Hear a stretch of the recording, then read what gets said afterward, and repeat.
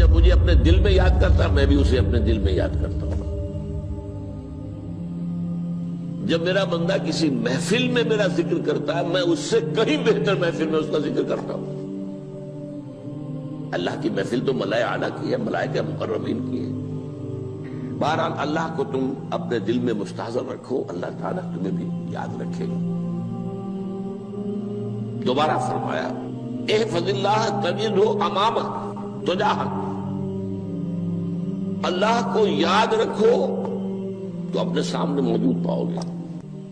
جب چاہو دعا کرو تو احفظ اللہ تجدہ امامک یا تجاہک، اپنے سامنے موجود پاؤ گے. اذا سألت فاسأل اللہ، اب آ گیا وہ مرکزی بات. دیکھو جب مانگو اللہ سے مانگو، غیر اللہ کے سامنے ہاتھ دراز کرو ہی مت. ایک حدیث میں آتا یعنی حرام نہیں ہے، دنیاوی قواعد اصول قوانین کے تحت کسی سے مدد چاہنا، کوئی سوال کرنا حرام نہیں ہے. آپ سوال کریں، مدد لیں، اسی پر دنیا قائم ہے، ایک دوسرے کے ساتھ تعاون کے ساتھ. لیکن اونچا مقام کیا ہے؟ کسی سے سوال مت کرو سوائے اللہ. یہاں تک کہ جوتے باندھنے کا تسمہ تمہیں درکار ہے تو بھی کسی سے مت مانگو، اللہ سے مانگو.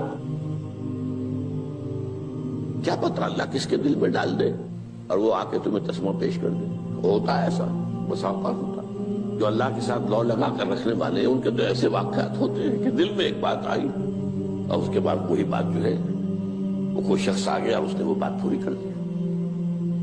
کیونکہ لوگوں کے دل جو ہے وہ تو اللہ کے دو انگلیوں کے مابین جو چاہتا پھر دیتا ہے. کیا پتہ اللہ کسی فرشتے کو انسانی شکل میں بھیج دے. آتا ہے فرشتہ، آتا ہے انسانی شکل میں، آتا ہے آپ کی تکلیف کو رفع کر دے، آپ کی ضرورت کو پورا کر دے. اسی سے مانگو، کسی اور سے مانگو. یہ ہے توحید کا لب لباب. یوں سمجھیے اسلام کی جڑ کیا ہے؟ ایمان. اسلام کا جو خارجی نظام عمل ہے، انفرادی اعمال ہو اجتماعی ہو، ان سب کی روح رواں کیا ہے؟ ایمان. ٹھیک، ایک بات ہو گئی. ایمان کا خلاصہ لب لباب کیا ہے؟ ایمان باللہ. جیسے ایمان بالآخرہ بھی ہے، ایمان بالملائکہ ہے، ایمان بالانبیاء ہے، ایمان بالرسل ہے، ایمان بالکتب ہے، ایمان بالقلب ہے. لیکن اصل ایمان، اسی لیے ایمان مجمل میں آپ کو معلوم ہے کسی اور چیز کا ذکر نہیں. آمنت باللہ کما ہوا باسمائہ وصفاتہ وقبلت جمیع احکامہ اقرار باللسان وتصدیق بالقلب. یہ ایمان مجمل ہے. اجمالی طور پر ایمان اس کا نام ہے. ہاں مفصل تفصیلی طور پر آمنت باللہ وملائکتہ وکتبہ ورسلہ والیوم الآخر والقدر خیرہ وشرہ من اللہ تعالی. تو اسلام کی جڑ ایمان، اور اسلام کا سارا جو نظام عمل ہے، چاہے انفرادی اعمال ہو چاہے اجتماعی، ان سب کی روح رواں ایمان. اور ایمان کا خلاصہ ایمان باللہ. اور ایمان باللہ کا اصل حاصل وہ ہے جو اس حدیث میں آ رہا. اس کے دو ہیں تقاضے. عبادت صرف اسی کی، استعانت صرف اسی سے. اس لیے میں نے سورہ فاتحہ کا تذکرہ شروع میں کیا. یہ عبادت کا جوہر ہے، عبادت کا جو ہے یہ ایمان کا حاصل. عبادت صرف اس کی ہے اور استعانت صرف اس سے. استعانت ہی میں سوال بھی آ گیا، یہ بھی مدد ہے. آپ کسی سے کچھ مدد مالی چاہ رہے ہیں یا کوئی اور مدد چاہتے ہیں، کسی کام میں مدد چاہتے ہیں، جیسے میں نے کہا تھا کہ سفارش کرانا چاہتے ہیں، بھی مدد ہے. وَإِذَا اسْتَعَنْتَ فَاسْتَعِنْ بِاللَّهِ. اور جب مدد مانگو صرف اللہ سے مانگو. اور وہ سارے الفاظ یاد کر لیے: استدعاء، استعانت، استغاثہ. یہ جو غوث اعظم سے استغاثہ کیا جاتا ہے تو شرک ہے. استغاثہ اللہ سے، دعائی اللہ کی. اس اعتبار سے استمداد، استعانت، استدعاء، استغاثہ یہ سب اللہ سے، صرف اللہ سے. عبادت صرف اللہ، ایاک نعبد، اور استعانت صرف اللہ سے. مانگو صرف اللہ سے، جب مدد طلب کرو صرف اللہ سے، اور جان لو اگر تمام لوگ جمع ہو کر تمہیں کوئی فائدہ پہنچانا چاہے نہیں پہنچا سکتے، الا بشیء قد کتب اللہ لک وان اجتمعوا علی ان یضروک بشیء لم یضروک الا بشیء قد کتب اللہ علیک، اگر سب مل کر چاہے تمہیں کوئی نقصان پہنچا دے نہیں پہنچا سکتے مگر وہی کچھ جو اللہ نے تمہارے لیے لکھ دیا۔ اب بتائیے خوف کی جڑ کٹ جائے گی کہ نہیں؟ یہ جو ایمان جو ہے یہ خوف اور حزن دونوں سے نجات دلانے والی بات ہے۔ جو حقیقی مومن ہے وہ اللہ کا ولی ہے، حقیقی مومن وہ اللہ کا ولی ہے، اور الا ان اولیاء اللہ لا خوف علیہم ولا هم يحزنون۔ یہ اولیاء اللہ کو علیحدہ مخلوق نہیں ہے، کوئی ان کے سر پہ سینگ نہیں ہوتے، انسان ہی ہوتے ہیں، لیکن حقیقی معنی میں مومن ان اعتبارات سے جو آج ہم پڑھ رہے ہیں ایمان اس درجے کا پہنچ گیا تو اللہ کا ولی ہے۔ ان لوگوں کے لیے خوف کس بات کا ہوگا؟ کس سے خوف کروں؟ اس کے ہاتھ میں کچھ ہے ہی نہیں، اور اگر کچھ اللہ نے میرے لیے لکھ دیا وہ آ کر رہے گا، چاہے میں لاکھ گڑ گڑاؤں اس کے سامنے کہ مجھے چھوڑ دے۔ اگر اللہ نے لکھا وہ آیا وہ تو آئے، تو کاہے کو اس کے سامنے گڑ گڑانا، کاہے کو جمبسائی کرنا اس کے سامنے؟ اور کسی کے ہاتھ میں کچھ ہے ہی نہیں، میرا خیر ہے ہی نہیں، کاہے کو خوشامد کروں اس کی؟ اور سنیے، رفعت الاقلام، دیکھو نوجوان، قلمیں اٹھا لی گئی ہیں، وجفت الصحف، اور جو رجسٹر ہیں صحیفے ان کی سیاہی خشک ہو چکی ہے۔ یہ ہے وہ اللہ کا علم، اس میں ہر شے لکھ دی گئی ہے، اس کی قلم اٹھا لیے گئے۔ جیسے آپ کو معلوم ہے امتحان ہوتا تھا، 3 گھنٹے ختم ہو گئے، اسٹاپ رائٹنگ، بس اب قلم رک جانا چاہیے۔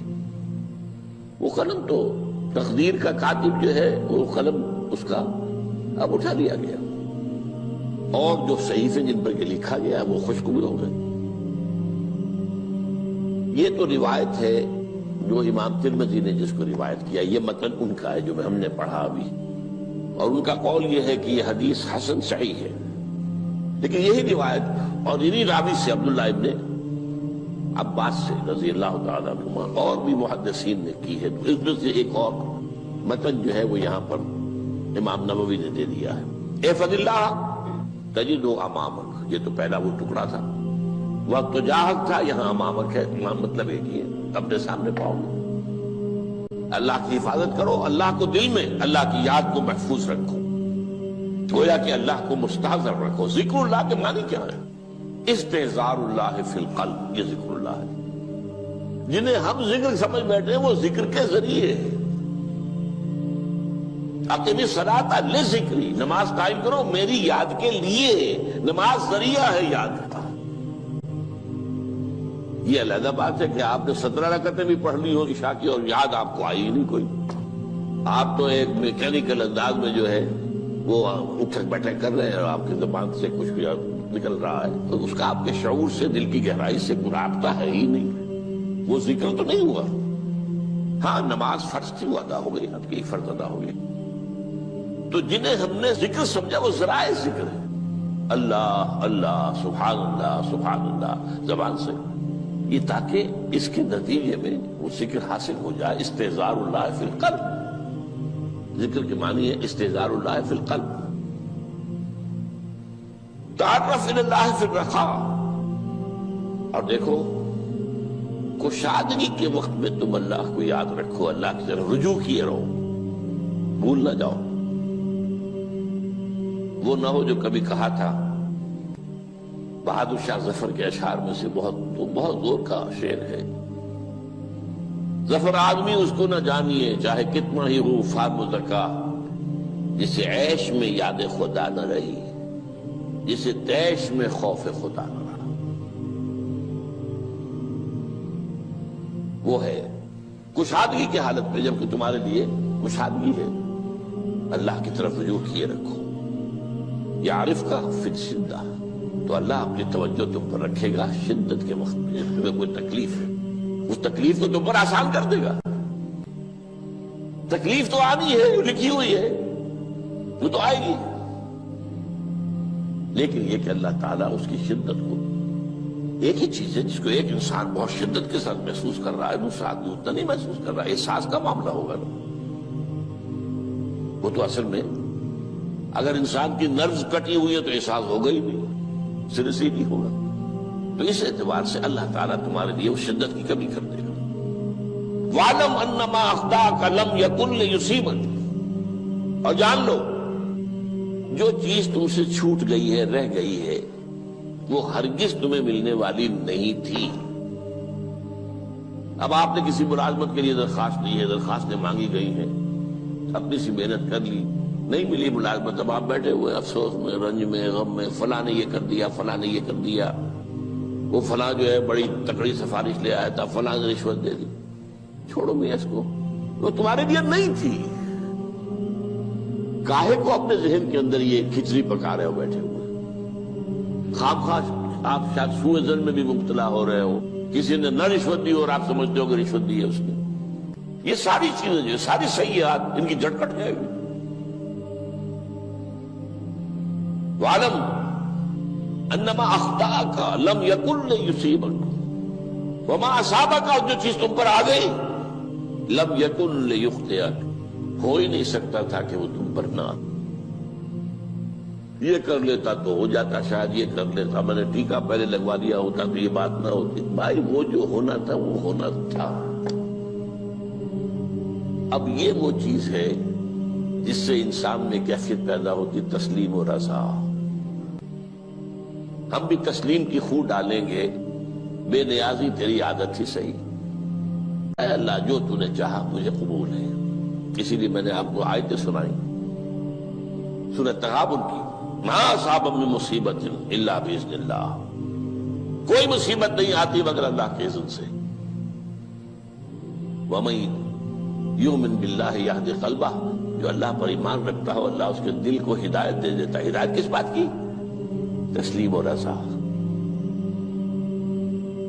سر دوستاں سلامت کہ تو خنجر آزمائی، نہ شبد نصیب دشمن کے شبد ہلاکت دے گا۔ اے اللہ تیری طرف سے ہے، مجھے قبول ہے، اور بظاہر مجھے تکلیف ہو رہی ہے لیکن یقیناً اس میں میرا کوئی خیر ہے۔ بیدک الخیر، تیرے ہاتھ میں تو خیر ہی خیر ہے، جو بھی تیری طرف سے آئے۔ سر تسلیم خم ہے جو مزاج یاد میں آئے۔ اور یہ مضمون جو ہے زیادہ بڑے پیمانے پر سورہ حدید میں آیا ہے۔ ما اصاب من مصیبت فی الارض ولا فی انفسکم الا فی کتاب من قبل ان نبرأھا، کوئی مصیبت نہیں آتی نہ تمہاری جانوں میں نہ زمین میں زلزلہ آ جانا، سیلاب آ جانا، کچھ اور زمین کا دھنس جانا، یا یہ ہے کہ تمہاری جانوں میں کوئی بخار ہو گیا، کوئی اور تکلیف ہو گئی، اچانک معلوم ہوا کہ انسان جو کینسر ہے، اور کینسر بھی اب 3rd سٹیج کو پہنچ چکا ہے، لیکن جو بھی آیا ہے وہ اللہ کے علم کی کتاب میں پہلے سے لکھا ہوا ہے۔ فی کتاب من قبل ان نبرأھا، یہ کتاب میں درج ہے اس سے پہلے کہ ہم اسے ظاہر کریں۔ اس کا نتیجہ کیا نکلنا چاہیے؟ لیکن لا تأسوا علی ما فاتکم ولا تفرحوا بما آتاکم، افسوس نہ کیا کرو جو تم سے جاتا رہے، چھوٹ جائے، کوئی عزیز فوت ہو گیا، کوئی موقع ہاتھ سے نکل گیا، ارے بھائی میں چوک گیا، بڑا موقع تھا، اب اس پر افسوس کر رہے ہیں۔ نہیں، جو چیز لیکن لا تأسوا علی ما فاتک ولا تفرحوا بما آتاک، جو اللہ تمہیں دے دے اس پر اتراؤ مت۔ وما اصابک لم یکن لیخطئک واعلم ان النصر مع الصبر، اور جان لو اللہ کی مدد صبر کے ساتھ آتی ہے، جو آئے اس کی طرف سے جھیلو، زبان پر کلمہ شکوہ اور شکایت نہ آئے، اللہ سے شکایت نہ آئے، تسلیم و رضا، جو تیری رضا ہے۔ تیری صحت ہمیں منظور ہے لیکن اس کو، مولانا محمد علی جوہر ایک مرتبہ جیل میں گئے، ایک بیٹی بیمار ہوئی، فوت ہو گئی، اس کے بعد دوسری مرتبہ پھر جیل میں گئے، دوسری بیٹی کو وہی بیماری ہوئی، جیل میں اطلاع ملی کہ بیٹی کو یہ بیماری ہو گئی ہے، تو خط لکھا ہے اشعار کی شکل میں، کا آخری شعر یہ ہے: تیری صحت ہمیں منظور ہے لیکن اس کو نہیں منظور تو پھر ہم کو بھی منظور۔ ہم تو چاہتے ہیں میں بیٹی کے تجھے شفا ہو جائے، اسے منظور نہیں تو پھر ہمیں بھی منظور۔ وَاعْلَمْ أَنَّ النَّصْرَ مَعَ الصَّبْرِ وَأَنَّ الْفَرَجَ مَعَ الْكَرْبِ۔ فرج، فراخی، کھل جانا کسی چیز کا، یہ ہے کرب کے ساتھ، تکلیف کے ساتھ، تکلیف ہوتی ہے ساتھ۔ اللہ نے قانون بنایا ہے دنیا کا۔ اب آپ اندازہ کیجئے بچے کی ولادت میں ماں کو کتنی تکلیف اٹھانی پڑتی ہے۔ آج کل تو فیشن ہو گیا ہے، سیدھے سیدھے جاؤ، آپریشن کراؤ، تکلیف سے بچ جاؤ، لیکن یہ ہے کہ یہ بھی آپ کے علم میں ہوگا، وہ ساری تکلیف جیسے ہی بچے کو لا کر ماں کے برابر لٹایا ہے، ساری تکلیف ختم، پھر جو راحت اس میں میسر آتی ہے۔ ان الفرج مع الکرب وان مع العسر یسرا، اسی لیے میں نے وہ آیتیں بھی پڑھی تھی، ان مع العسر یسرا، ان مع العسر یسرا۔ اس دنیا میں یہ اللہ نے نظام بنایا ہے، سختیاں جھیلنی ہی ہوں گی۔ لقد خلقنا الانسان فی کبد، ہم نے انسان کو پیدا کیا مشقت کے اندر، مشقت تو کرنی پڑے گی۔ کسی کی جسمانی مشقت زیادہ، کسی کی ذہنی مشقت زیادہ، مشقت سے چارہ کسی کو نہیں۔ تو یہ ہے ان مع العسر یسرا ان مع العسر یسرا۔ بارک اللہ لی ولکم فی القرآن العظیم ونفعنی وإیاکم بالآیات